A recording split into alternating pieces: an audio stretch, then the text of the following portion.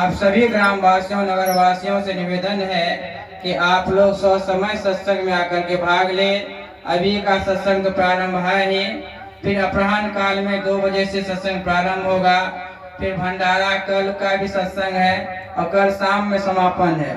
अतः आप सबों से निवेदन है कि भारी से भारी संख्या में आकर के सत्संग में भाग ले। और हम लोगों के बीच में पूज्यपाद संदीपानंद जी महाराज पधारे हुए हैं, जो बहुत दूर से चल करके हम लोग दर्शन देने के लिए आए हैं। आप लोग भी आइए, महाराज श्री का दर्शन कीजिए। अब हम महाराज श्री के चरणों में निवेदन करते हैं कि आप हम भक्तों को उपदेश देने का कृपा करें। बोलिए श्री सद्गुरु महाराज की जय। अभी हम लोग परम आदरणीय श्रद्धेय श्री सुमन पराग जी के निज निवास पर उनके पिताजी के आज चौथे पुण्यतिथि का शुभ अवसर पर 2 रोज से संतमत सत्संग का आयोजन हो रहा है।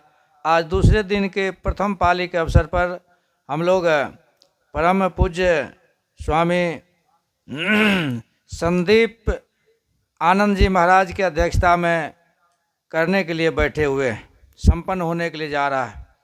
अतः मानव जीवन के लिए सबसे सर्वोच्च काम हमारे श्रद्धेय सुमन पराग जी करवा रहे हैं, यह हम लोगों के लिए बहुत ही उत्तम बात है।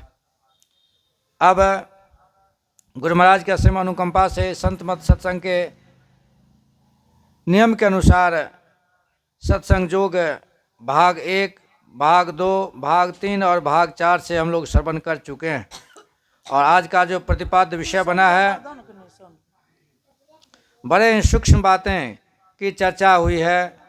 मैं उम्मीद करता हूँ जहाँ तक ये आवाज़ जाती हो, जो सज्जन अभी तक यहाँ सत्संग स्थल पर नहीं पहुँचे हैं वो आने कृपा करें। चूँकि संत भगवान के प्रवचन तो मनुष्य को दुर्लभ से ही मिलता है, और यह आसान से इस गोता में, इस सत्संग रूपी गंगा में जब हम स्नान करेंगे तो हमारा परम कल्याण होगा और मोक्ष की ओर हम जाएंगे, ऊर्ध्वगति हमारा होगा। अब संत मत के मार्गानुसार मैं एक प्रवचन पीयूष की बारी आ गई है।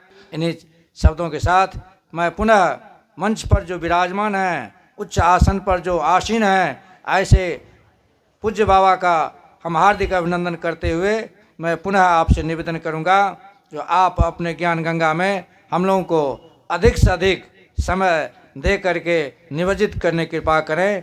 चूँकि आप आत्मा के और परमात्मा के संसार में ज्ञान को बिखेरने की शक्ति आप में है। आप समर्थवान हैं, समर्थ के नहीं दोष गुसाई, रवि पावक सुरसर की नाई। समर्थवान महापुरुषों के लिए कोई चीज़ दुर्लभ नहीं होता है।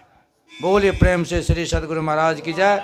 पूज्यपाद स्वामी संदीप आनंद जी महाराज के श्री पावन चरणों में श्री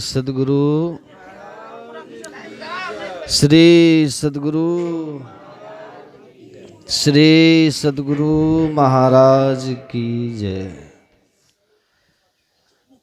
ध्येयं सदा परिभवग्नमभीष्टदोहम् तीर्थास्पदं शिववीरं चिनुतं शरण्यं वृत्यार्तेऽहं प्रणतपाल भवाब्धिपोतं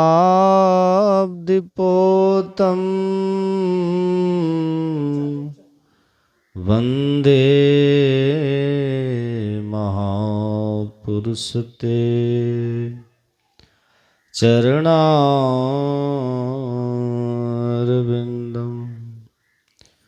नित्यशुद्धं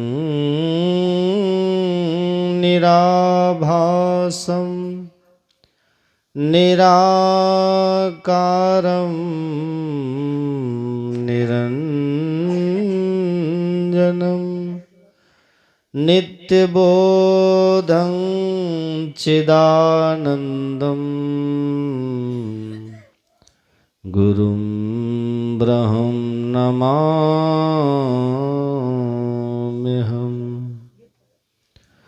भक्ति भक्त भगवंत गुरु चतुर्नाम वपु एक। इनके पद वंदन किए नासत विघ्न अनेक। बोलिए प्रेम से श्री सद्गुरु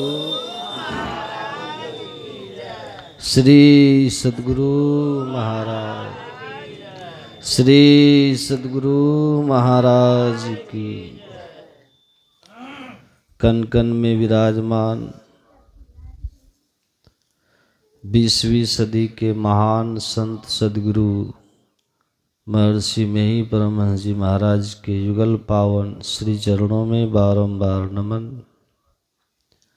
अर्चनीय वंदनीय मधुमंगल में साधु समाज, सत्संग स्थल में उपस्थित विद्वत जन, सत्संग प्रेमी महानुभावों, पूजनीय माताओं एवं भक्तिमती बहनों, सबों को मैं वंदन करता हूँ और एक बार फिर निवेदन करता हूँ कि एक बार फिर से जयकार करें ताकि हमारी बैटरी चार्ज हो जाए। बोलिए प्रेम से श्री।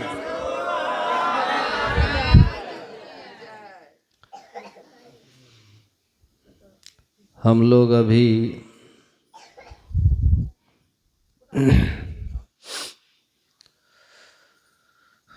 विद्वानों से सुन रहे थे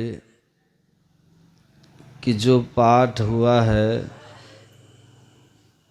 वह यम और नचिकेता का संवाद, और आपने सुना मैत्री उपनिषद से भी पाठ। दोनों का विषय है नचिकेता जमराज के यहाँ गया है और यमराज ने 3 वरदान मांगने को कहा है। पहले वरदान में उसने अपने पिता के लिए क्षमादान मांगा, दूसरे वरदान में उसने यज्ञ की महिमा की बात पूछी, तीसरे वरदान में उसने आत्मा के रहस्य को जानने का प्रश्न किया। और जब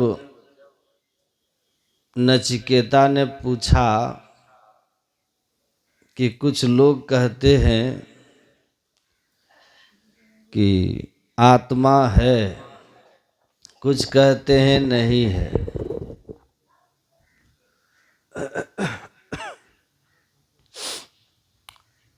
आत्मा है, मैं वही आत्मा हूँ,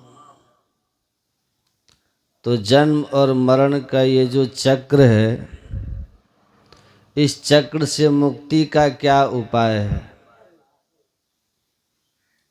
हे यमराज, जब मनुष्य अपने शरीर का त्याग करता है, जीव जब मनुष्य शरीर का त्याग करता है तो उसको आपके मेहमान बनने पड़ते हैं। आप उसको शुभ अशुभ कर्मों का फल देते हैं, स्वर्ग नरक के रूप में, और फिर उसका पुनः जन्म होता है कर्मानुसार विभिन्न योनियों में, और इस जीव को बहुत दुख होता है।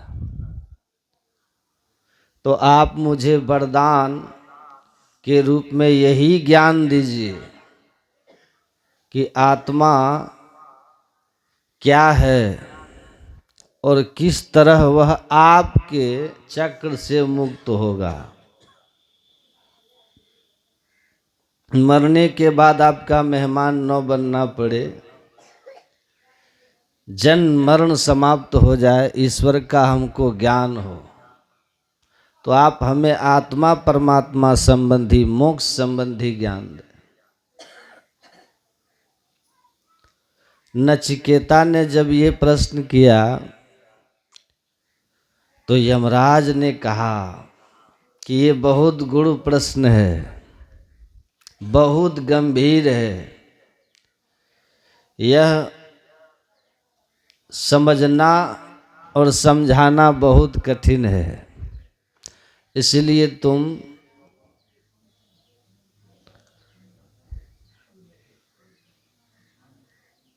इस सवाल का जवाब छोड़ दो, इसके बदले तुम धरती के पर जितना दिन आयु चाहो मांग लो, जितना बड़ा राज चाहिए मांग लो, जितना दिन धन वैभव चाहिए मांग लो। नचिकेता ने कहा आयु कितनी भी लंबी हो एक दिन खत्म हो जाएगी, 100 के जगह 1000 वर्ष लाख वर्ष मांग लो तो भी तो खत्म हो जाएगी। धन कितना भी मांग लें उसको भी एक दिन छोड़ के जाना पड़ेगा। कितने भी बड़े राज्य का हम राजा हो जाएं, राज्य भी हमको त्यागना पड़ेगा। और अंत में आपने सुना ही है, कहे कबीर अंत की बारी हाथ झाड़ी जो चला जुआरी। तो अंत में फिर वही होता है, इसीलिए हमें नहीं चाहिए। तो कहा तब स्वर्ग की आयु मांग लो, जिस स्वर्ग में रहना चाहो। 7 तरह के स्वर्गों की चर्चा है, जिसमें सबसे ऊंचा बैकुंठ को बताया गया। तो आपको जो स्वर्ग चाहिए मांग लो, जितना दिन स्वर्ग में रहना हो मांग लो। लेकिन कल आपने सुना था कि आखिर कितना ही लंबा दिन हो स्वर्ग में पुण्य छीन होगा, तो फिर स्वर्ग को त्यागना पड़ेगा। इसीलिए कहा नहीं चाहिए स्वर्ग, मुझे स्वर्ग नहीं चाहिए, केवल और केवल मुझे आत्मा का रहस्य बताइए, जन्म मरण का से मुक्ति का उपाय बताइए।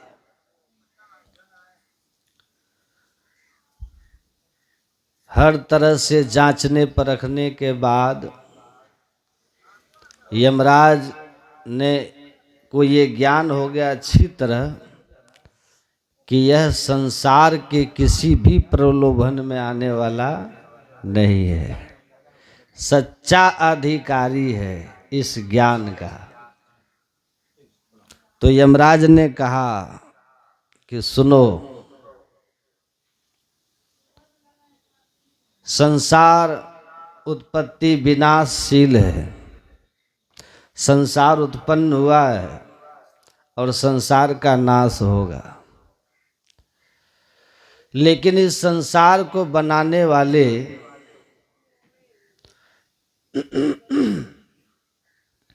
को हम परमात्मा कहते हैं,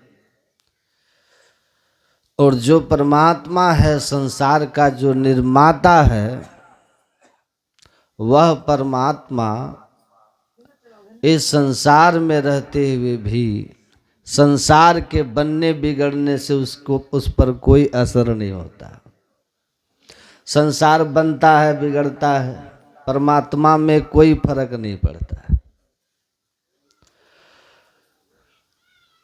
वह सर्वव्यापक है, वो सब में समाया हुआ। इधर मत है, मत इधर मत है। अनादि है, अनंत है, महत तत्व से ऊपर है, ध्रुव है, निश्चल है, जिसका कोई और छोर नहीं। आप आकाश का कोई अंतर ही बता सकते हैं? बंद कर दीजिए माइक को, बंद कर। गुरु महाराज कहते हैं प्रभु जी व्यापक जनु गगन रहा ही। आकाश में बादल आते हैं, वर्षा होती है, फिर बादल समाप्त हो जाते हैं। बादलों का आना और जाना, बनना बिगड़ना आकाश में होता है, लेकिन आकाश में उससे बिल्कुल निर्लिप्त है। आकाश पर कोई फर्क नहीं पड़ता है। वैसे ही संसार का बनना बिगड़ना परमात्मा में होता है। तो परमात्मा उसी को आत्म तत्व कहते हैं। उसका न जन्म होता है न मृत्यु होती है। ऐसे जन्म और मरण से रहित परे अनादि अनंत ध्रुव निश्चल तत्व को जान लेने पर ही जीव मृत्यु के मुंह से छूटता है। कहा तब महाराज हमें आप उसको जानने का उपाय बताइए। वह परमात्मा जो सब जगह है, सब में है। किस तरह? कहते हैं मेहंदी में लाली, दूध घी में, अब फूल में बास समान, सब में व्यापक, सबते न्यारा, सब घट एक ही राम। एको देव सर्वभूतेषु गूढ़ सर्वव्यापी सर्वभूतांतरात्मा कर्माध्यक्षा सर्वभूतादिवासो साक्षी चेतो केवलो निर्गुणश्च। वह एक ही सब में समाया हुआ है। तो मेहंदी में लाली की तरह, मेहंदी जब पत्ते को आप देखते हो हरा होता है, लेकिन उस पत्ते के कनकन में लाली छिपी होती है। दूध के कनकन में घी छिपा होता है, पर घी नजर नहीं आता, लाली नजर नहीं आती। फूल नजर आता है, सुवास उसके अंदर की नजर नहीं आती। उसी तरह सब में व्यापक, सबते न्यारा, सब में है और सबसे अलग है। एक ही राम, एक ही परमात्मा। ऐसा नहीं कि हाथी का अलग परमात्मा है, कुत्ता में अलग परमात्मा है, आदमी में अलग परमात्मा है, देवता में अलग परमात्मा है। परमात्मा अलग अलग नहीं है, सब में वो एक ही एक है। आप पढ़ेंगे शंकराचार्य का, जगत गुरु शंकराचार्य साधना में अभी पूर्णता को प्राप्त नहीं किए थे। शंकराचार्य की जीवनी में है वो पुस्तक। काशी आए थे गंगा स्नान करके। काशी की गली बड़ी तंग है, बड़ी छोटी छोटी गलियां हैं काशी में। 2-2, 3-3 किलोमीटर तक आप एक स्कूटर इधर से ले जाएं, दूसरा स्कूटर लेके आ रहे हैं तो एक को रुक करके तिरछा होना पड़ेगा। कई ऐसी गलियां हैं काशी में। तो शंकराचार्य स्नान करके गंगा घाट से आ रहे थे। इधर से एक डोम 2-3 कुत्ता को रस्सी से बांध करके जा रहा था। अब उधर से शंकराचार्य जी आ रहे थे। शंकराचार्य जी कहते हैं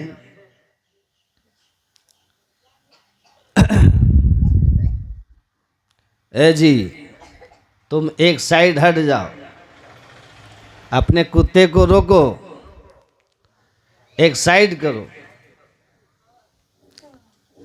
कहा क्यों? कहा मैं गंगा स्नान करके आ रहा हूं, मैं पूजन वर्चन करने जा रहा हूं। स्पर्श हो जाएगा तुम में या कुत्ते में तो हम अपवित्र हो जाएंगे। सुनिएगा ध्यान से। उस डोम ने कहा, किसको कह रहे हैं? डोम ने कहा किसको कह रहे हैं हटने के लिए? किसमें सटने से आप अपवित्र हो जाएंगे? कहा सुनिए, क्षितिजल पावक गगन समीरा, पंच रचित यह अधम शरीरा। आकाश, हवा और जल, मिट्टी, इन 5 तत्वों से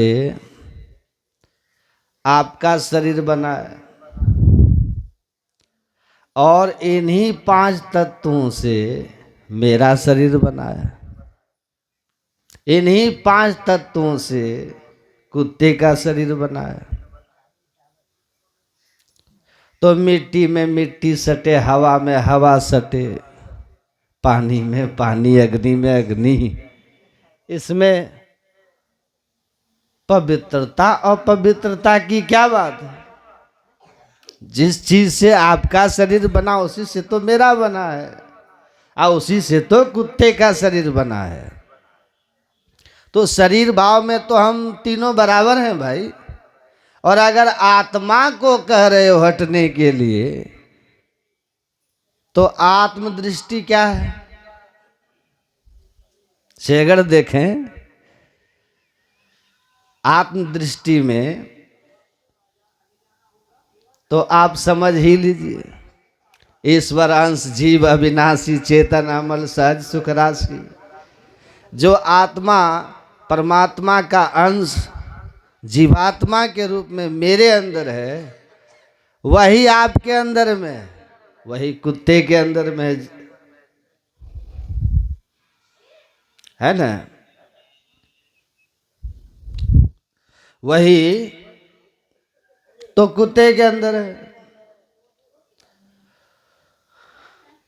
तो आत्म भाव में भी हम और आप और ये कुत्ता एक है। कुत्ता, हम और आप आत्म भाव में भी एक ही है, ईश्वर अंश। और शरीर भाव में भी हम तीनों एक ही है। तो किसको कह रहे हटने के लिए बताइए? किससे आप पवित्र होंगे आप? तो वो शंकराचार्य जी ने कहा, आग आग सब एक सी होती है, लेकिन शमशान की आग, चिता की आग और मंदिर का दीपक की आग दोनों क्या समान है? मंदिर के दीपक को प्रणाम करते हैं, चिता की आग को अपवित्र मानते हैं। उसी तरह तुम्हारा और हमारा शरीर में अंतर है। तुम्हारा डोम का शरीर है, ये कुत्ते का शरीर है, ये ब्राह्मण का शरीर है। तो वो डोम भी कांसी का डोम था। उसने कहा, वाह आपका ज्ञान कमाल है। अगला सवाल उसने पूछा, महाराज आप ये बताइए कि दीपक, मंदिर के दीपक को ला करके कि चिता जलाया जा सकता है कि नहीं? मंदिर के दीपक से चिता जला सकते हैं कि नहीं जला सकते? कहाँ जला सकते हैं? दीपक की आग पर हाथ रखेंगे तो हाथ जलेगा कि नहीं जलेगा? कहा जल जाएगा। कहा कि चिता की आग से मंदिर का दीपक जल जाएगा कि नहीं जल जाएगा? मंदिर का दिया चिता की आग से भी जलेगी, और चिता की आग तो जलाती ही है, दीपक भी की जो आग है वो भी जला ही देगी। जलाने का गुण धर्म दोनों में है। चिता की अग्नि का भी गुण धर्म यही है। प्रकाश का क्या गुण है? अग्नि का क्या गुण है? प्रकाश देना। जब आग आप जलाते हैं तो प्रकाश हो जाता है ना, प्रकाश देना। दाहक शक्ति जला देना, प्रकाश देता है, जला देता है। आसपास खड़े होंगे तो गर्मी लगती है। ये आग का गुण धर्म है, ये आप कहीं होगा, ये 3 गुण उसमें रहेंगे ही रहेंगे। तो चिता की अग्नि और दीपक की अग्नि में समान गुण धर्म है। दीपक की आग पर भी हाथ रख दोगे तो जल जाएगा। दीपक की आग से भी घर में आग लगाया जा सकता है, शरीर में आग लगाया जा सकता है। इसीलिए गुण और धर्म अग्नि का, वो चाहे चिता वाली हो चाहे दीपक वाली हो, वो हमेशा एक सा रहता है। एक सा रहता है। कहा तुम्हारा तात्पर्य क्या है? कहा मेरा तात्पर्य यही है महाराज कि जब तक मनुष्य की दृष्टि चिता पर रहेगी और मंदिर पर रहेगा, चिता और मंदिर पर आप जब तक आपकी दृष्टि रहेगी तब तक आप द्वैत में रहोगे, द्वैत में रहोगे, भेद दृष्टि होगी। और जिनके पास भेद दृष्टि है, कहा कि भेद दृष्टि से क्या होता है? नरकम वृषधारुणम, वो नरक का ही अधिकारी होगा, नरक का अधिकारी होगा। तब गुरु महाराज जी क्या कहते हैं? द्वैत प्रपंच के सागर बूढ़ो सहो दुख भारी। जब आपके अंदर द्वैत दृष्टि है, भेद दृष्टि है, तो भेद दृष्टि नरक की दृष्टि है, नरक ले जाने वाली दृष्टि है, संसार में दुख का कारण है। तो शंकराचार्य जी कहते हैं, शंकराचार्य एकदम से छपट के उनके पैर छूने के लिए बढ़े तो वो पीछे हट गया। कहा आप सन्यासी हैं, मैं गृहस्थ हूं, आप मुझे प्रणाम न करें। शंकराचार्य जी कहते हैं कि यह ज्ञान, जिस ज्ञान को, जिस भेद को समझने के लिए मुझे कहाँ कहाँ भटकना पड़ा, फिर भी मैं नहीं समझा, उस भेद को आपने बड़ी सहजता से समझा दिया, बड़ी सहजता से समझा दिया। गुरु नाम है ज्ञान का, यह दुर्लभ ज्ञान मुझे आपसे मिला है, इसलिए मैं आपको प्रणाम करता हूं।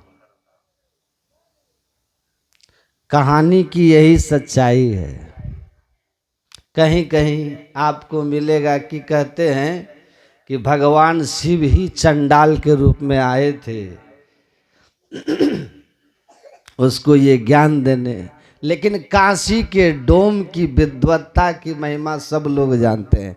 आज भी स्वामी काशिकानंद जी महाराज काशी के सबसे बड़े विद्वान हैं, जाति के डोमी है। और वो बोलते हैं कि मेरे प्रवचन को, उनके प्रवचन में भीड़ कम होती है। तो किसी ने कहा कि आपके यहाँ श्रोताओं की कमी है, दूसरों के यहाँ श्रोता बहुत आते हैं। बोलते हैं ना, इधर भी एक नया मत चला है ना अभी, मुर्गा मांस खाओ भोला बाबा को जगाओ, दारू पियो जगाओ। हमको भी मिला, कहा कि इतनी पुरानी आपकी संस्था है, 114वां 15वां अखिल भारतीय हो रहा आप लोगों का, तब देखिए इस गांव में 200 सत्संगी है। हम अभी अभी आए हैं, 5-7 साल में हमारा 400 सत्संगी है। बोलिए कौन बड़ा?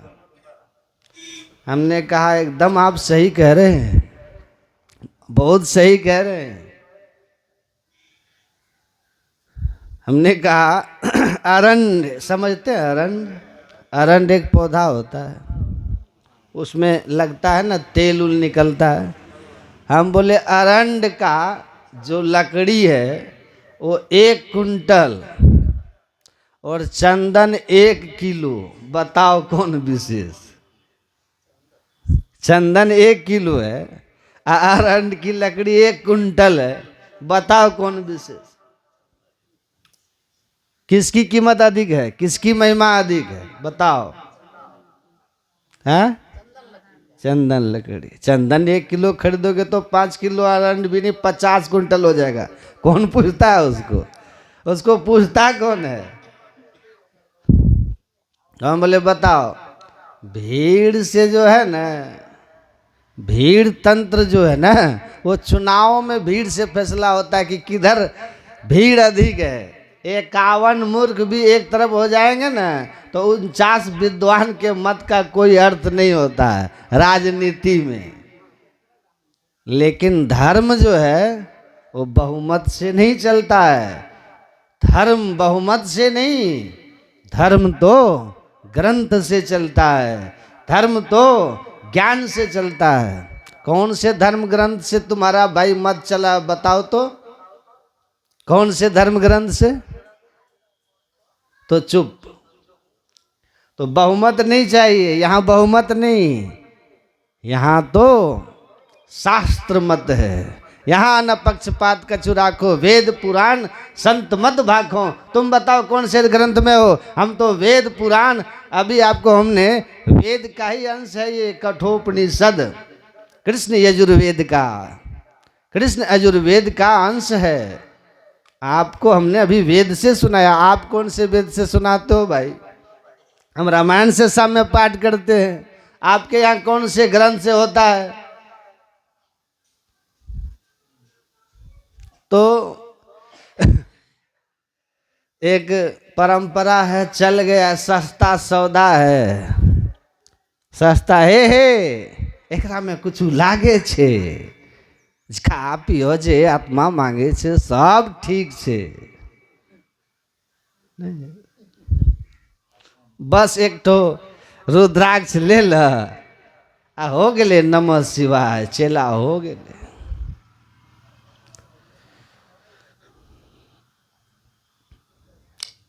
तो चल गया एक आदमी, अंधे थे बेचारे, आंख के, बेचारे को आंख नहीं थी। तो सब गांव में कहता था रे अनरा रे सूरदास, तो बड़ा दुख होता था उसको कि अकेले हम अंधा है, सब अनरा अंधा सूरदास कहता हमको। एक दिन वो बैठ गया चौराहे पर, अंधा तो था ही, कहता आहा मेरा जीवन सफल हो गया। कहा क्या हो गया? कहा आह आनंदे आनंद, आनंदे आनंद, जो इच्छे सोई फल पाए, आनंदे आनंद, आनंदे आनंद, जो चाहो सो मिले। क्या हो गया? कहा परमात्मा का साक्षात दर्शन हो रहा है, साक्षात दर्शन हो रहा है। कहा कि हमको भी कराओ दर्शन। एक आदमी गया, कहा बाबा हमको भी कराइए, हम भी भगवान का दर्शन। दौड़ के हम लोग जाते हैं ना, पलनवा मानी लेल के नहीं, ओकरो बेटा रो नौकरी होले आ साइरो पेंशन शुरू, तो हूँ मानी ले नहीं शिव गुरु, तोरो सब शुरू हो जाता। दौड़ के गया, हमको भी दिखा दीजिए, बस हो गया। कहा ईश्वर हमको दिख रहे हैं, जो चाहो सो मिलेगा, आनंद आनंद।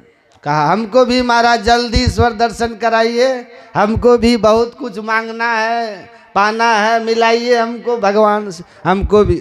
कहा कि पागल कबीर साहब बोले हैं, सुने नहीं हो, जब उल्टा वेद बिरला कोई बूझे, अब पानी में आग लगे अंधे को सूझे। ये तो अंधा को सूझता है जी। अब अंधा कबीर साहब किसको कह रहे हैं? आंख बंद कीजिए, बंद कराए पलक पट को, कहे बाहर में तुम मत भटको।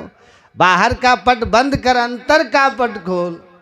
बाहर का आंख बंद करके अंतर की आंख ध्यान युक्ति से खोलना है, न कि आंख फोड़ना है, अंधा हो जाना है। कहा अंधे को सूझे, हमारी तरह अंधा बनो तब होगा। कहा कि अंधा तो हाँ, कहा भगवान हमको दिखने लग जाए, इससे बढ़िया क्या है? जो चाहेंगे वही बन जाएंगे, प्रधानमंत्री राष्ट्रपति, छोड़ो झंझट। आंख फोड़ लेता है, आंख में सुइया डाल के फोड़ दिया। उसके बाद फोड़ लिया, बड़ा कष्ट हुआ। उसके बाद कहता महाराज कहाँ भगवान दिख रहे हैं? कहीं कोई भगवान नहीं दिख रहा, हमरा तो जो दिखता था वो भी खत्म हो गया। कहा मूर्ख कहीं का, आंख फोड़ने से भगवान दिखते हैं? आंख फोड़ने से भगवान दिखते हैं? तो कहा आप हमरा आंख फोड़वा दिए। कहा कि हमको सब अकेले अंधा कहता था, इसलिए तुमरा भी फोड़वा दिए। अब हमको अकेले कोई नहीं न कहेगा। कहा कि तब हम अंधा हो गए, अब हम क्या करें? कहा अब तुम भी चेला मुड़ो, दूसरे का आंख फोड़ो, तुम दूसरे का फोड़ो। हम तो मुड़े तुमसे, अब तुम दूसरे को मुड़ो। चेला बनते गुरु बनने का अधिकार हो जाता वहाँ। तो परमात्मा का जो ज्ञान है शास्त्र से चलता है धर्म। कोई भी चीज है शास्त्र में है ना, है कि नहीं। अब मान लीजिए मैं सत्यनारायण पूजा घर में कोई कराता है तो सत्यनारायण व्रत की कथा भविष्य पुराण में लिखा हुआ है। छठ व्रत ही आप करते हैं तो छठ व्रत का भी महाभारत में प्रसंग आया है। चलो उसके फायदे ईश्वर नहीं मिलते, लेकिन पुण्य होने की बात शास्त्र में है। पुण्य मिलता है, पुण्य से आदमी को कुछ समय स्वर्ग भी मिलता है। लेकिन पुण्य छीन होगा तो फिर, कल सुन लिए कि पुण्य छीन होगा फिर पतन हो जाएगा, फिर 84 जाए वाली बात है। पर पुण्य तो है ना, पाप तो नहीं है। मुक्ति भले नहीं होती तो नरक भी तो नहीं है। लेकिन वो जो आप लोग करते हैं ये कौन से ग्रंथ से है भाई? ये कौन से ग्रंथ में है? तो बिना ग्रंथ के जो ज्ञान है परमात्मा का, अभी वेद का पाठ हुआ, नचिकेता यमराज का संवाद का संसार नहीं चाहिए, कुछ भी नहीं चाहिए, आप हमें मुक्ति का मार्ग बताइए, परमात्मा के संबंध में हमें बताइए। उन्होंने कहा कि परमात्मा जो शरीर में है, शरीर अलग अलग है लेकिन शरीर के अंदर जो है वो अविनाशी तत्व एक ही है। अशरीरम शरीरेश्वर नवस्ते वस्वस्थितम महानतम विभुमात्मान मत्वा धीरो न सोचती। जो नाशवान शरीर संसार में रहते हुए अविनाशी है, नित्य है, सर्वव्यापक अनंत है, ऐसे परम तत्व को, परमात्मा को, आत्म तत्व को जान लेने पर मनुष्य जन्म मरण के चक्र से छूट जाता है, सारे दुख से मुक्त हो जाता है। जब उसने इस तरह से कहा यमराज ने, शरीर नहीं शरीर में रहने वाला, शंकराचार्य को कहा ना कि शरीर भी सबका एक, आत्मा भी सबकी एक, लेकिन शरीर का उत्पत्ति होता है और शरीर का नाश हो जाता है। आत्मा का न जन्म होता है न आत्मा की मृत्यु होती है, वो तो अजर अमर अविनाशी है। वसांस जीर्णानि यथा विहाय नवानि गृह्णाति नरोपराणि तथा शरीरानि विहाय जीर्णानि न्यानि संयाति नवानि देहि। का जैसे इस वस्त्र को आपने पहना, फिर इसको खोल देंगे, पुराना होगा, फट जाएगा, फिर दूसरा वस्त्र पहन लेंगे, उसी तरह शरीर वस्त्र की तरह है। शरीर वस्त्र की तरह है। आत्मा शरीर को बदलती है लेकिन मरती नहीं है। तो आपको याद है अब तक कितने वस्त्र पहने हैं, कौन कौन से रंग के, नहीं बता सकते, बचपन से आज तक। तो जब से सृष्टि है तब से आप आत्मा के रूप में हम लोग इस संसार में जीव रूप में है, तो हमें कैसे याद रहेगा कि हम कितने शरीर को बनाए और छोड़ दिए। तो कहते हैं इसको जान लो, तुम शरीर नहीं हो, शरीर ही हो, और शरीर नाश होगा, तुम्हारा नाश नहीं होगा। तुम जो हो उसको पहचान लो। अपनी पहचान जब कर लोगे तो अपनी पहचान होते ही परमात्मा जो सब जगह है उसकी पहचान हो जाएगी, और उसकी पहचान होते ही तुम्हारी मुक्ति हो जाएगी, तुम परम कल्याण को प्राप्त हो जाओगे।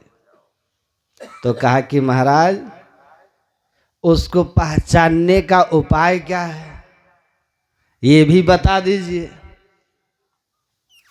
उसको पहचानने का उपाय क्या है ये भी बता दीजिए। देखिए जमराज कहते हैं, उठो जागो, उत्तिष्ठत जागृत प्राप्य वरान्य बोधत, स्वरस्य धारा निशिता दुरस्तया दुर्गम पथस्तत् कवियो वदन्ति। कहा हे नचिकेता, हमने सुना है कि वह परमात्मा जो सब जगह है, सब में है, आकाश की तरह व्यापक है, लेकिन नजर नहीं आता है। क्यों? घूंघट का पट खोल रे। घूंघट है चेहरे पर, जीव के ऊपर घूंघट है। किसका घूंघट है? माया का। माया का घूंघट है। माया के घूंघट के कारण, घूंघट तो समझते हैं ना आप, ये तो गांव देहात की भाषा है, वो माताएं लोग जो चेहरे पे लेती हैं, तो उस घूंघट को जब तक चेहरे पे रखेगी तो कॉपी मिलेंगे, दिखेगा चेहरा, पति देव सामने भी हो तब भी नहीं दिखेंगे जब तक कि घूंघट नहीं हटाओगी। पलटू साहब भी के बुरका डारे टारी खुदा बाखुद दिख रहा, वो जो मुस्लिम महिलाएं लोग चेहरे पे काला रख लेती हैं उसको भी नहीं नजर आता, जब पूरा चेहरे को ढकती है, काला वाला पट्टा गिराती है, कहते हैं उस बुरके को हटाओ और तब देखिए आपको दिखेगा। तो आँख, जो जिस आँख से परमात्मा नजर आते हैं, इस आँख से तो हवा नजर नहीं आती, हवा देख पाएगी इस आँख से? तो परमात्मा जो हवा से भी सूक्ष्म है वो कैसे नजर आएंगे? तो परमात्मा को कैसे देखोगे? परमात्मा को देखने वाली आँख ये नहीं, परमात्मा जिस नज़र से नजर आते हैं उसको आत्मदृष्टि कहते हैं, आत्मदृष्टि। तो आत्मदृष्टि से परमात्मा का दर्शन होता है। वो आत्मदृष्टि अभी हमारी माया के पर्दे के कारण बंधा हुआ है, या कहिए आप स्वयं अपने ऊपर पर्दा जो रखे हैं, इसलिए आप न अपने को पहचानते हैं न परमात्मा को। इस शरीर में वस्त्र तो सब हम देख पा रहे हैं, अपना वस्त्र के कारण, वस्त्र हटाएंगे तो अपने शरीर को देखेंगे। वैसे ही आत्मा के ऊपर आवरण है, उसको आप नहीं देख रहे। और एक शरीर रहता ना तो मर जाते तो आत्मदर्शन हो जाता, मुक्ति हो जाती।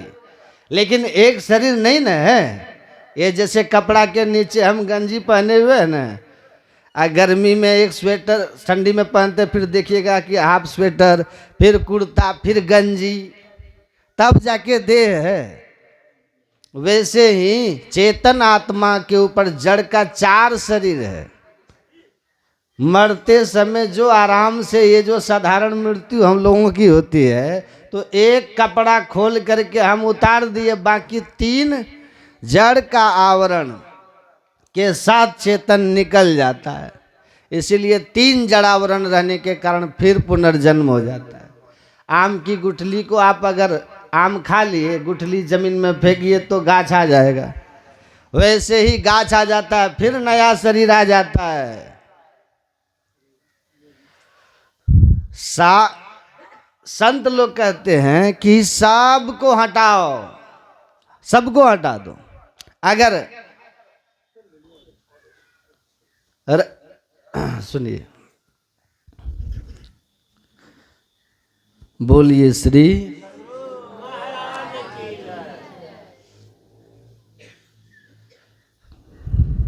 क्या कर रहे थे? हाँ,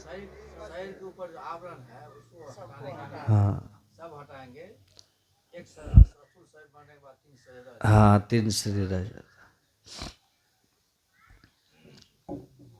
तो मैं कह रहा था कि देखिए, संत लोग कहते हैं कि आम का गुठली, आम खाए गुठली फेंके गाछ हो जाएगा, लेकिन गुठली को भी 2 भाग कर दीजिए तब होगा? नहीं होगा। एक ऋषि थे,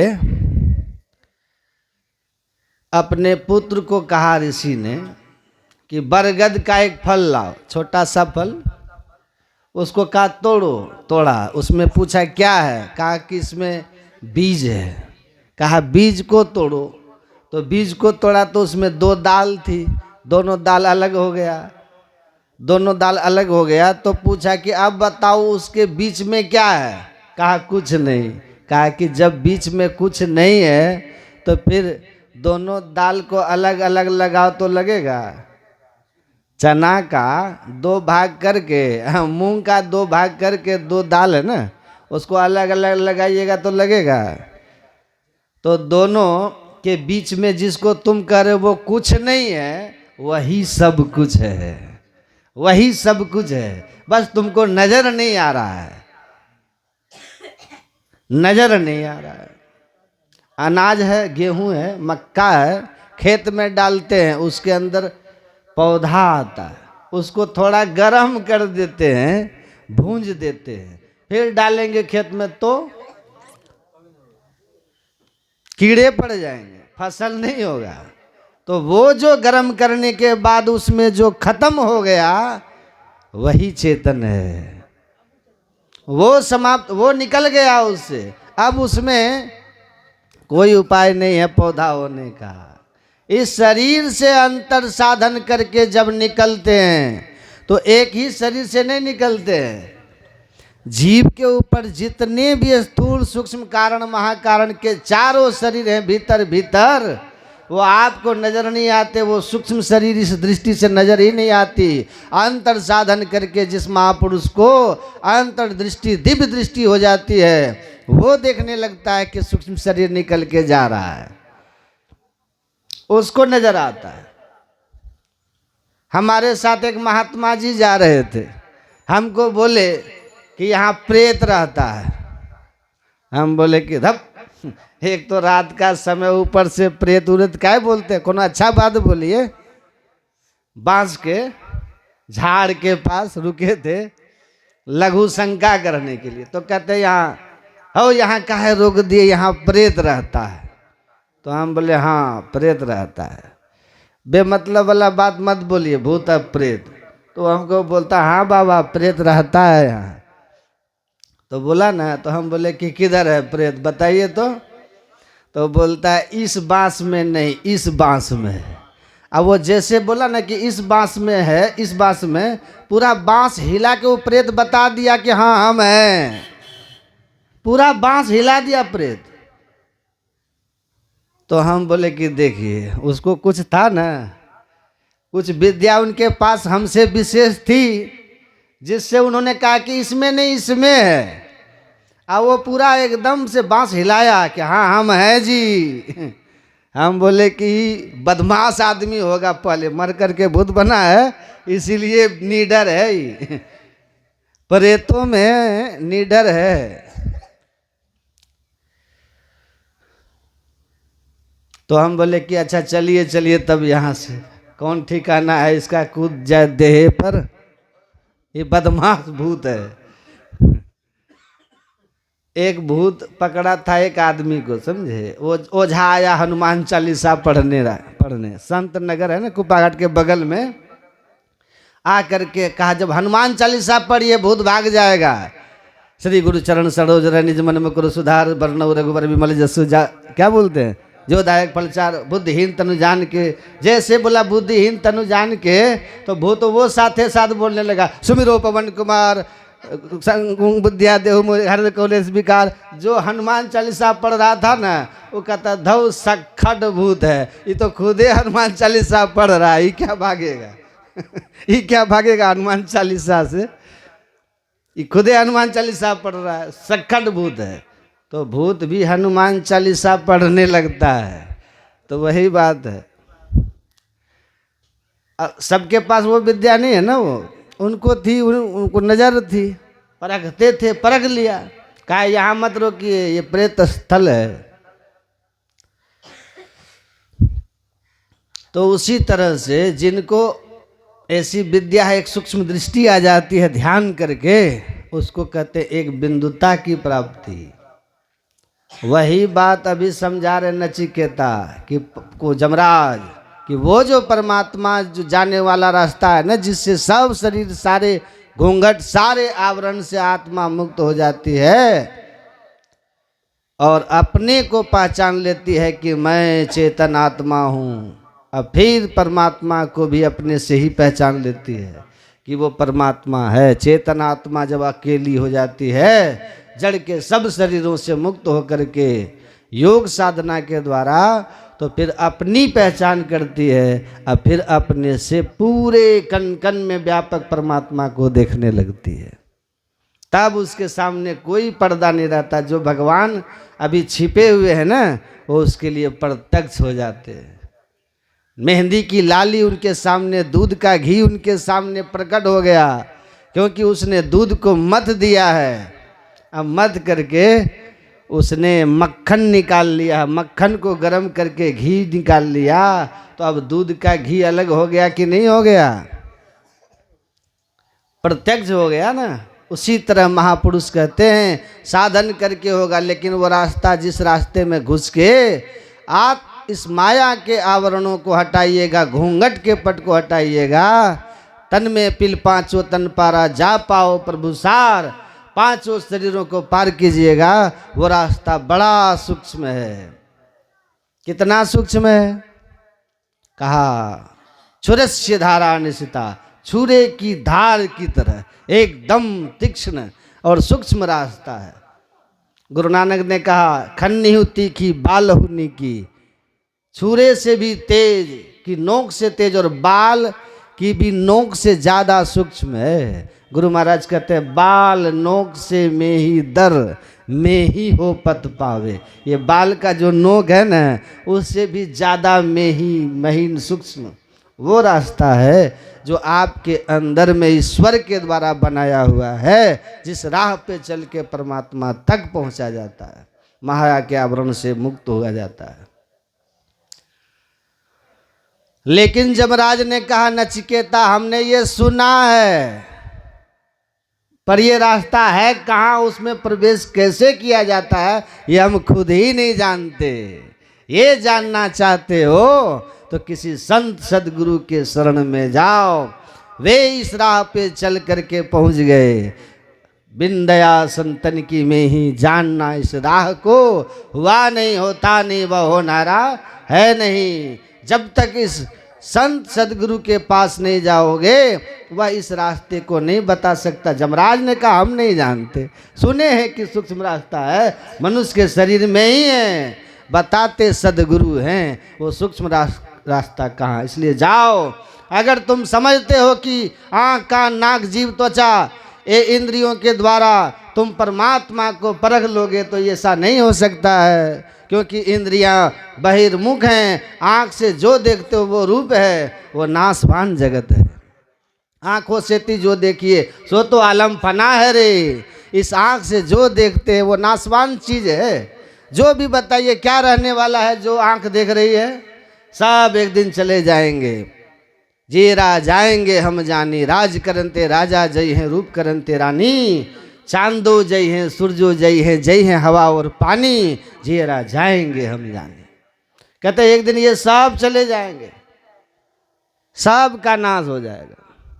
कान से जो सुनते हो सो तो जैसे कहानी है रे, इस बोलते को जो उलटी देखे सोई आरिफ सोई ज्ञानी है रे। यारी कहे हम तहकीक बूझ देखा, बाकी सब नादानी है रे। कहते हैं बाहर जो भी देख रहे हो, सुन रहे हो, छू रहे हो, सब माया है, सब माया मय दर्शन परसन। ये सब माया है, सब बदलने वाले हैं, नाश होने वाले हैं।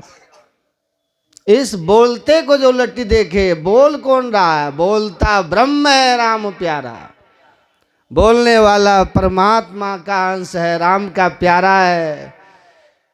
ये परमात्मा का अंश जीवात्मा जो है, उस चेतन आत्मा की जब तक पहचान नहीं करोगे, संत महापुरुष धर्म ग्रंथ कहते हैं, तब तक अपने आप की पहचान नहीं हो सकती। इसलिए आत्मानम विद्धि, अपनी पहचान करो, अपने को माया से मुक्त कर लो, परमात्मा में मिल जाओगे, परमात्मा को पालोगे, जीवन धन धन हो जाएगा।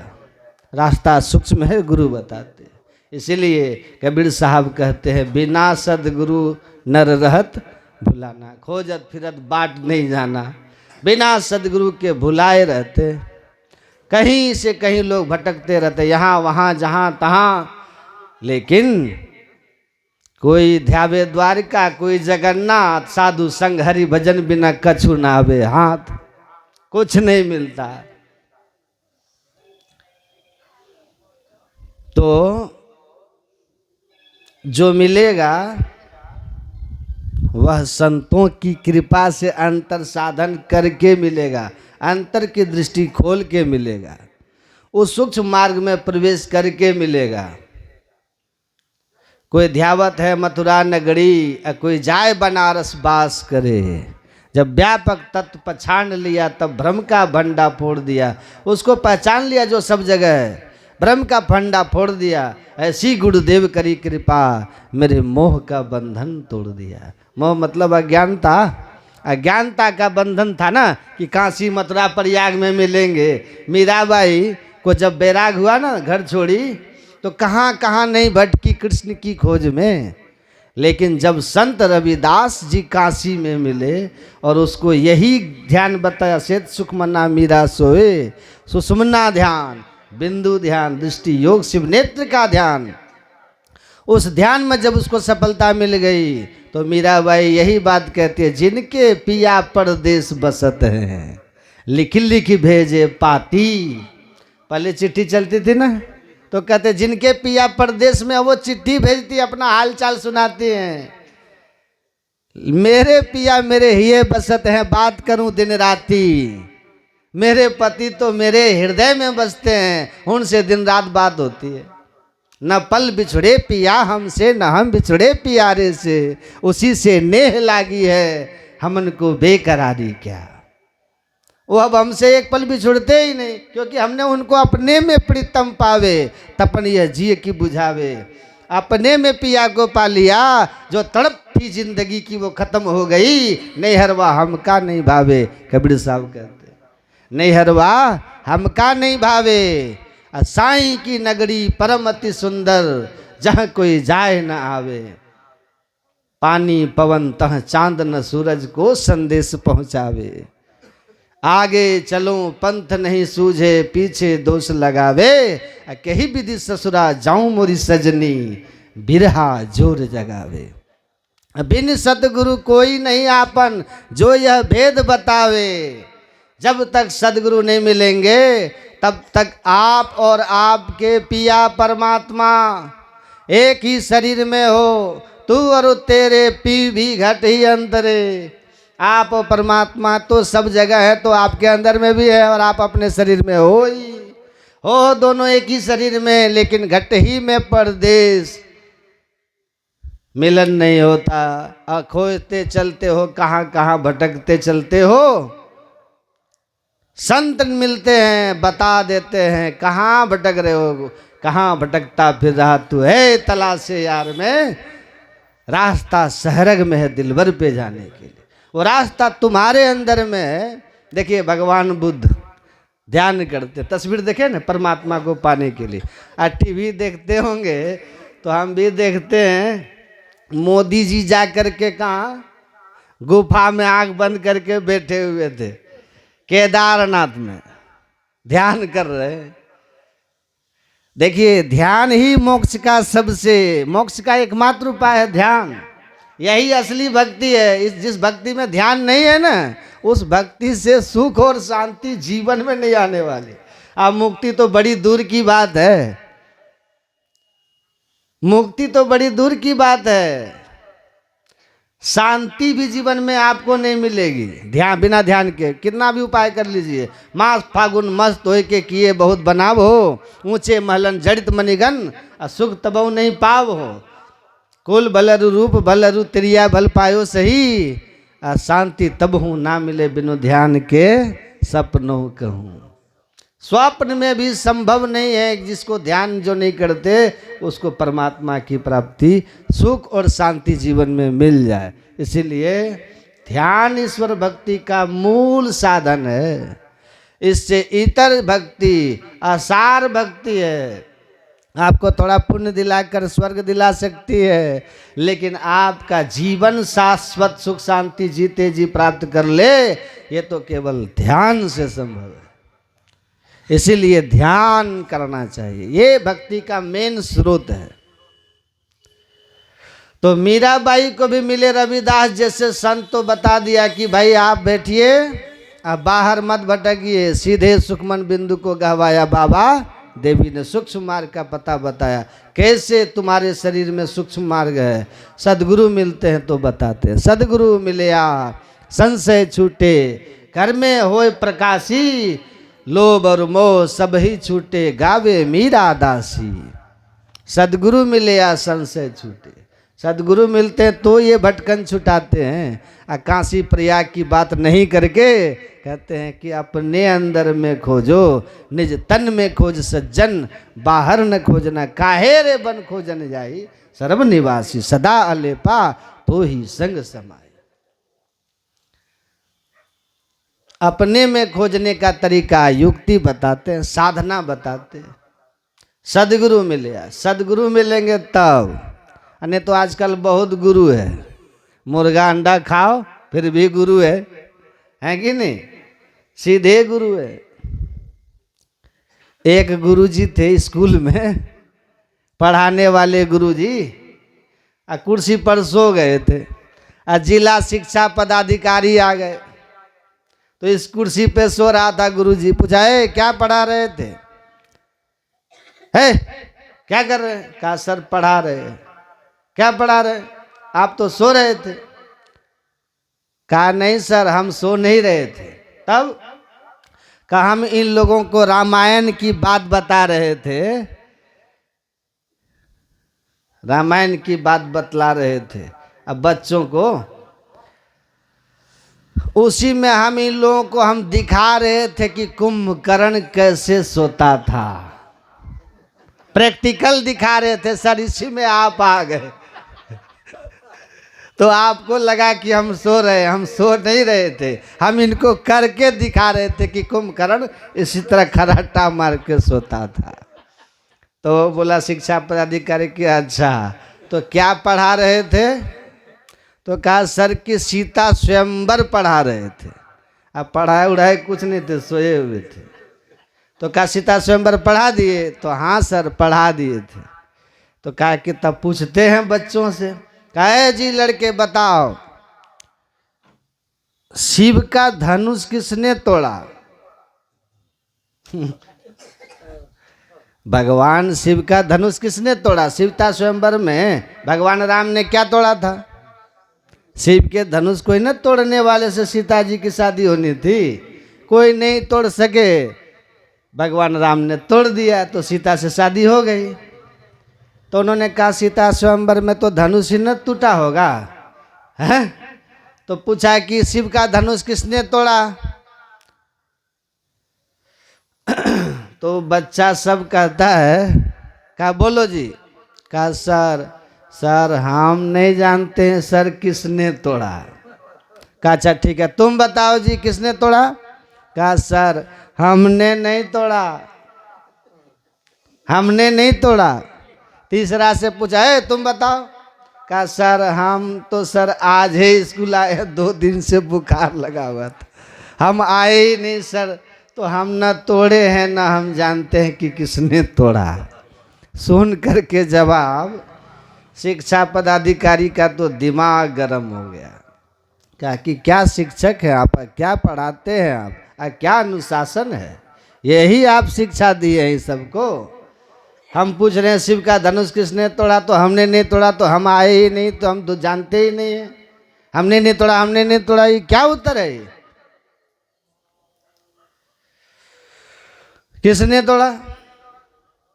तो टीचर कहता है कि देखिए सर, बच्चों के तरफ से हम माफी मांगते हैं,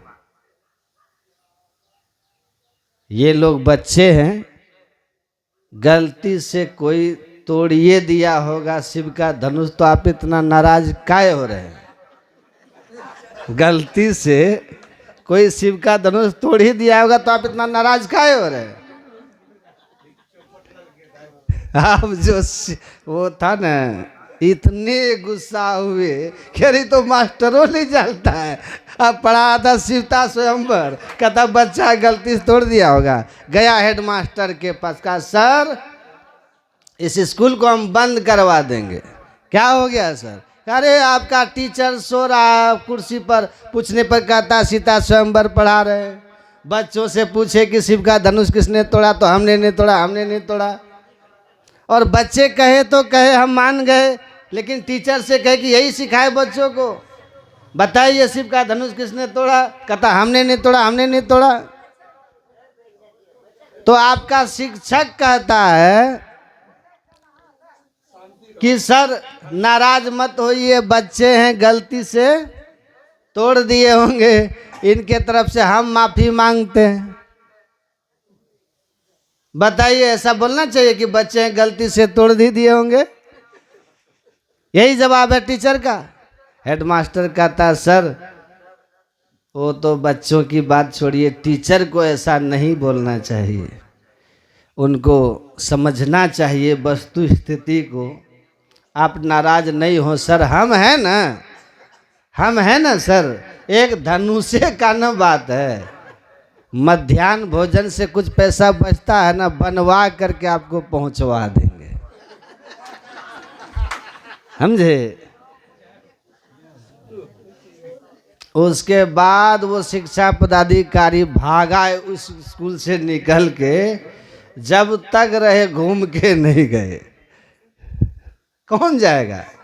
तो गुरु नाम है ज्ञान का। गुरु मतलब आजकल यही गुरु है, लोग जो है ना वो यही गुरु है, खाओ पियो और जगाओ। असली गुरु कौन है? कबीर साहब कहते हैं इस तन में मन कहाँ बसत है, निकल जाए कई ठौर, गुरु गम हो तो परख ले, नातर कर गुरु और। अगर वो गुरु जो ये बता सके इस शरीर में जीव कहाँ रहता है, तब वो गुरु करो, और नहीं तो गुरु को छोड़ो। नातर कर गुरु और कोई और गुरु धारण कर लो, और नहीं तो कल्याण नहीं होने वाला है। अनहर गुरु बता चेला मांगे, केला दिए ढेला, दोनों नरक में ठेलम ठेला। तो गुरु गुरु होना चाहिए, यही भेद बता दे। गुरु महाराज जी हमारे यही भेद बताते हैं कि सूक्ष्म मार्ग कहाँ है। नैनन माही नेत्रस्तम जागृतम विद्या, दोनों आंखों के ठीक मध्य में शिव नेत्र सुषुम्ना सहरग सूक्ष्म मार्ग है। उसी सहरग सुषुम्ना सूक्ष्म मार्ग में जीव जागृत अवस्था में रहता है। अभी आप इस शरीर में कहाँ है? कपार पर की पीठ पर। शरीर रूपी घर में जीव जागृत अवस्था में दोनों आंखों के बीच सुषुम्ना में रहता है, शिव नेत्र में रहता है। और वहाँ से उसकी चेतन धारा आँख कान नाक जीव में जुड़ जाती है।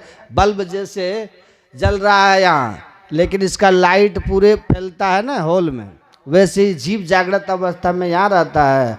और चेतन की धारा प्रकाश की तरह पूरे शरीर में फैल जाती है। तो चींटी भी पैर पर चढ़े तो आप जान जाते हैं। जब आप सोते हैं तो चेतन की धार सिमट जाती है, सिमट करके जीव उतर जाता है कंठ में। कंठ में जब आता है तो शरीर की सारी इंद्रियों से वो छूट जाता है, लेकिन मन बुद्धि चित्त अहंकार अंदर की सूक्ष्म चार इंद्रियां जीव के साथ रहती है। तो मन के साथ रहने के कारण कंठ में जाकर स्वप्नावस्था में वह रहता है, स्वप्न देखता है। और जब गहरी नींद में जाता है, जब स्वप्न भी नहीं रहता, हृदयस्थम सुसुप्तम, तो हृदय में जब जाता है तब उस समय मन बुद्धि अहंकार ये तीनों भी छूट जाते हैं। केवल साथ में रहता है चित्त इंद्रिय। चित्त इंद्रिय का काम है चित्तित करना, सुसुप्ति ही कंपन करना। चित्त इंद्रिय के कारण कंपन होता है जीव में, जिससे शरीर में श्वास की गति धड़कन सब चलता है, आप जीवित रहते हैं।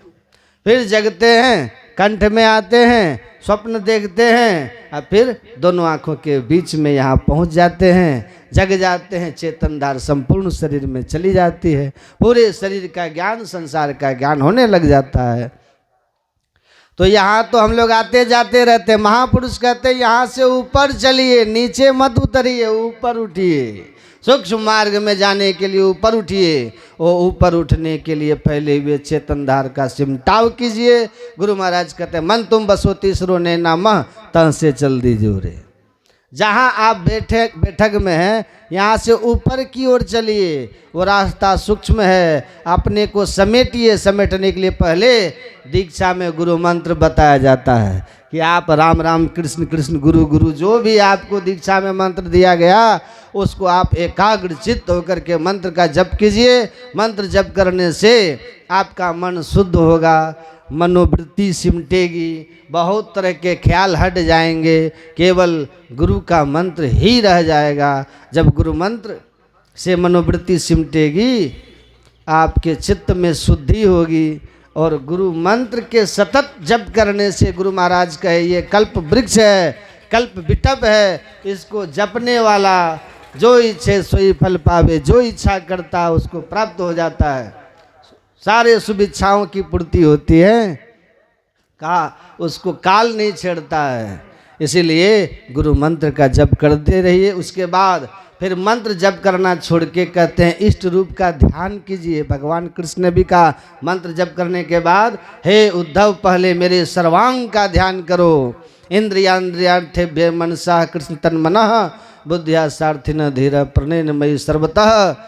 पहले सर्वांग का ध्यान कीजिए और तब सर्वांग से भी अपने मन को समेटने के लिए केवल मुखार बिंद का ध्यान कीजिए।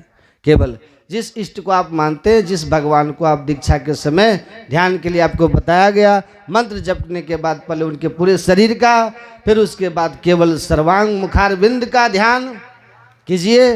मुखार बिंद जब आपके अंदर में कुछ काल स्थिर हो जाए तो मुखार बिंद को भी प्रणाम करके मन ही मन छोड़ दीजिए और तब उस सूक्ष्म मार्ग प्रवेश करने के लिए सुषुम्ना का ध्यान, बिंदु का ध्यान, प्रकाश का ध्यान कीजिए। शिव नेत्र खोलने का ध्यान कीजिए।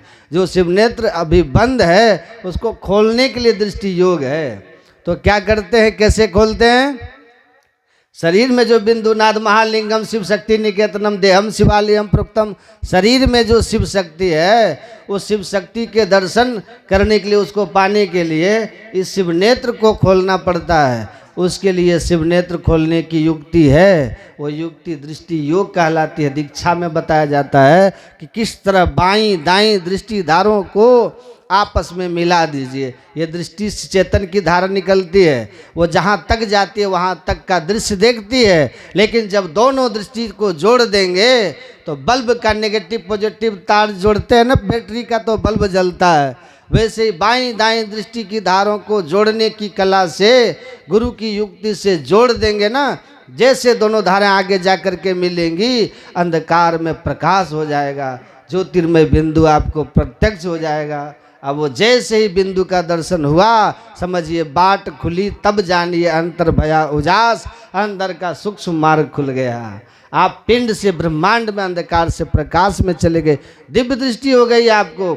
दिव्य चक्षुषो अचरज पे के याजक सुख तुच्छ कर लेके, संसार का सुख उस अंदर के सुख के सामने तुच्छ है। आप उस दिव्य दृष्टि से अब स्वर्ग नरक सब देख पाइएगा, सूक्ष्म लोक देखिएगा, देवी देवता सब को देखिएगा। ऐसी दृष्टि आपको हो जाएगी। बैठे बैठे एक बिंदुता दूरबीन हो, दूरबीन वाला आंख में दूरबीन लगाइएगा, यही बैठे हैं कहाँ कहाँ का दृश्य देखते हैं। वैसे एक बिंदुता आती है, दिव्य दृष्टि खुलती है, यहीं बैठे ब्रह्मलोक में क्या हो रहा है, शिवलोक में क्या हो रहा है, धरती के नीचे क्या है, पहाड़ के नीचे क्या है, धरती पर कहीं कुछ हो रहा है, स्वर्ग नरक सब कुछ आपको उस दिव्य दृष्टि के प्रकाश में प्रत्यक्ष हो जाएगा। और तब उस सूक्ष्म मार्ग में प्रवेश करने के बाद परमात्मा की धुन सुनाई देने लगती है, आवाज़ सुनाई देती है, ईश्वरीय आवाज़ घट घट में होता आप ही। उसको सुनने की युक्ति सीख करके कौन सा शब्द सुनना है उसको पकड़ते हैं। उस शब्द में चुंबक का गुण है। जैसे चुंबक लोहे को अपनी ओर खींचता है, वैसे ईश्वर की ओर से आ रही पुकार जीव को अपनी ओर खींचता है। खींचते खींचते माया के सब मंडल, सब शरीर, जीते जी स्थूल सूक्ष्म कारण महाकारण चारों जड़ शरीर को पार होकर के अपनी पहचान होती है कि मैं ऐसा हूँ, ये हूँ मैं आत्मा। जो बोलता है ब्रह्म राम प्यारा, इस शरीर के अंदर बोलने वाला मैं कैसा हूँ, अपने को पहचान लीजिएगा। अब फिर तब परमात्मा को पहचानिएगा। और फिर नदी समुद्र में मिल करके जैसे नदी सागर हो जाती है, वैसे जीव फिर अपने मूल घर परमात्मा में जा कर के मिल करके एक मेक हो जाता है। हम प्रभु प्रभु हम एक ही, वही द्वंद्व और द्वैत रहे नहीं। इस तरह बैठ के कीजिए, ये बहुत आसान काम है। जिनके खान पान शुद्ध है, खान पान को पवित्र रखिए, क्योंकि शरीर हमारा बहुत सात्विक है, मंदिर है। मंदिर की तरह इस शरीर को पवित्र बनाइए और जुक्ति ले करके नियमित अभ्यास कीजिए। तो संसार भी गुरु की कृपा से, ईश्वर की कृपा से आपका संसार का भी काम सब सहज बनते चला जाएगा। अब आपके अंदर में शांति भी विराजेगी और धीरे धीरे आप साधना में अग्रसर बढ़ के मोक्ष पा लीजिएगा। सबसे बड़ा फल इस ध्यान साधना का यही है कि कबीर साहब कहते हैं, भगवान कृष्ण भी कहते हैं, कबीर साहब कहते हैं भक्ति बीज बिन से नहीं। भगवान कृष्ण ने कहा नेहा विक्रम ना स्वस्ति प्रत्यवायोर न विद्यते। इस ध्यान योग का एक फल ये भी है कि आप इसका नियमित अभ्यास करेंगे। भजन भले इस जन्म में परमात्मा तक नहीं पहुंच सके तो आप शरीर त्यागेंगे न तो कहाँ जाएंगे?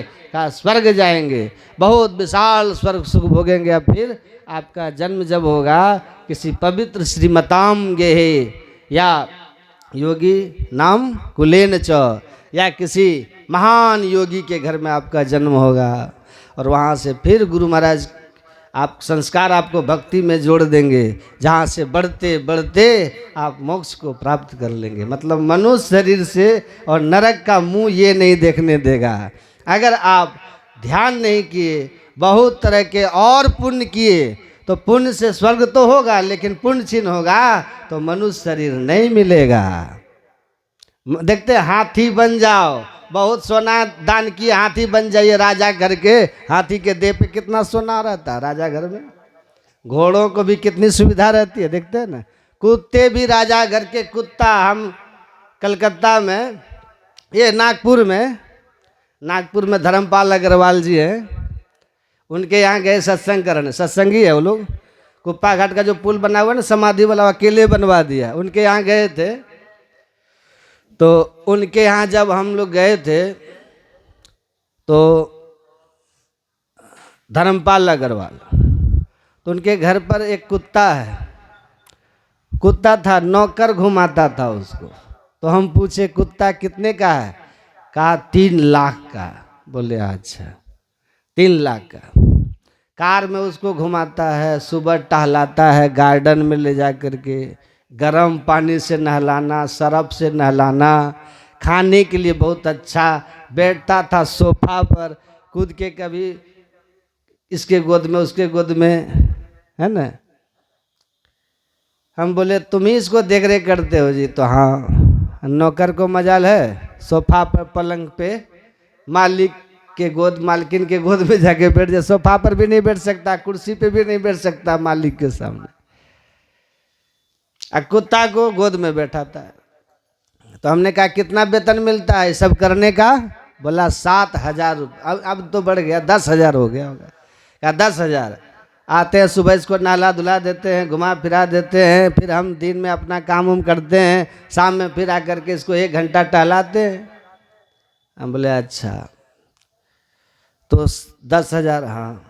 हम बोले देखो कुत्ता जो है सोफा पर बैठता है, पलंग पर बैठता है, तुमसे बढ़िया खाता है, मालिक मालकिन के गोद में चढ़ जाता है, कार में घूमता है, कभी हवाई जहाज में चढ़ा होगा, और तुमको मिलता है सब भाग।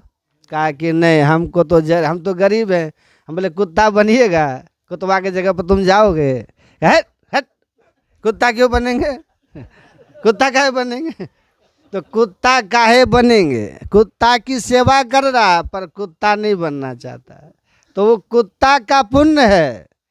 ऐसे ही दान किया, तीर्थ किया, उपवास किया, व्रत किया, लेकिन ध्यान नहीं किया, उस पुण्य का फल है कि वह मनुष्य शरीर में तो नहीं आया, कुत्ते के शरीर में जाके अब उस पुण्य का सुख स्वर्ग के रूप में भोग रहा है। वो स्वर्ग है कुत्ते का सुख भोग रहा है। ध्यान किया रहता तो वो उस सेठ का बेटा बन करके पैदा लेता। यही है श्रीमान कुल सत्संगी पवित्र कुल में। इसीलिए भगवान कृष्ण ने कहा कि इस भक्ति करो, मनुष्य शरीर मिलेगा, फिर संस्कार से आगे बढ़कर मोक्ष मिलेगा, परमात्मा मिल जाएंगे।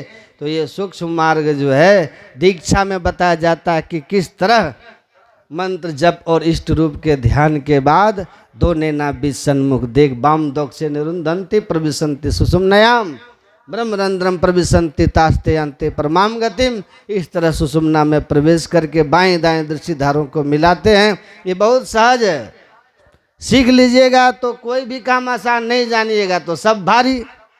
सीख के करो, बहुत आसान है। और इसका एक फल ये भी है कि भगवान शिव ने कहा था कि यह करोति सदा ध्यानम आज्ञा पद्मस्य गोपितम पूर्व जन्म कृतम पापम विनिश्चेद विरोधतः।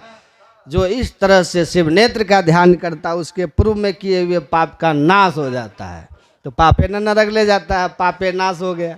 अब भगवान कृष्ण कहते तपेद सहस्रान एक पाद स्थितो नरः, एक पैर पर 1000 वर्ष कोई तपस्या किया, सुषुम्ना ध्यान योगश्च कलांग नारहंति षोडशी।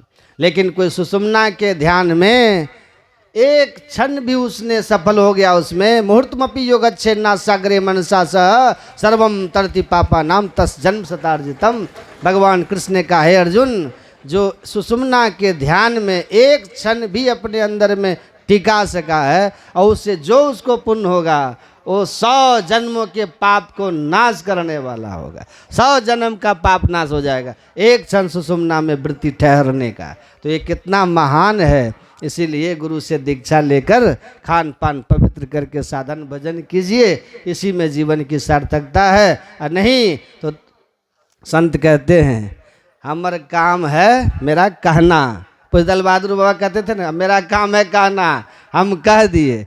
आपका काम है करना, करिए तो तरिए, नहीं तो मरिए, है ना। पुज बाबा बराबर कहते थे। तो आप लोगों के ऊपर है। यह सत्संग हमारे सुमन पराग जी अपने पिता के पुण्यतिथि के अवसर पर करा रहे। फिर अपराह्न में एक पाली का सत्संग है, तो अधिकाधिक संख्या में आइएगा, इस ज्ञान से लाभ उठाइएगा। और देखिए हमारे बहन जी वो नेपाल से वहाँ सत्संग के लिए सप्ताह ध्यान अभ्यास वीरपुर संत मत सत्संग मंदिर वीरपुर सुपौल दिनांक 13 फरवरी 2026 13 फरवरी से 19 फरवरी तक है। इसमें आप लोग अधिक कुछ दान पुण्य करके पुण्य के भागी बने। ये आए हैं रसीद लेके, इनको कुछ आप लोग जितना यथाशक्ति तथा भक्ति कीजिए ताकि इनको भी लगे। हमको बोल रहे थे बाबा देखिए ना बहुत लोग रसीद लिया लेके जाते हैं, हमको कुछ नहीं हुआ अभी तक। तो हम बोले कि अच्छा हम बोल देंगे आपके बारे में। तो इनका तो यज्ञ नहीं, गुरु महाराज का यज्ञ है। जितना हो सके आप लोग रसीद कटा लीजिएगा। बोलिए श्री सद्गुरु महाराज।